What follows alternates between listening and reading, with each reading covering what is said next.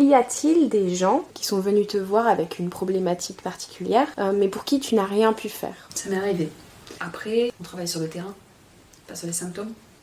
Donc on ne peut rien essayer. Ça fera toujours du bien à d'autres niveaux. J'ai pour exemple un patient qui était venu me voir avec un mal de dos au lombaire, classique. On s'est vu, alors 2 fois, on n'a fait que 2 séances. Il n'y avait aucune amélioration sur son mal de dos. Par contre, il m'a dit, parce que forcément en faisant un petit peu l'état des lieux au préalable, à la première visite, il me disait qu'il était aussi constipé. Parfois c'était jusqu'à 2 semaines, sans aller à la selle. Il avait aussi des vertiges et il avait aussi des problèmes de sommeil.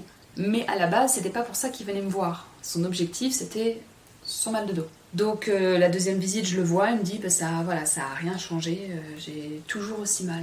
Il y a pas eu, c'est pas mieux, c'est pas pire.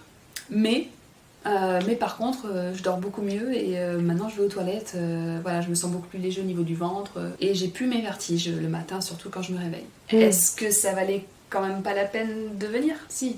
Voilà. Donc au final, son mal de dos, je l'ai orienté vers un posturologue, explorer cette piste-là. D'où l'importance aussi du travail multidisciplinaire. C'est important aussi de savoir ce que d'autres thérapeutes font, parce que peut-être qu'il y en a un qui peut aider votre patient.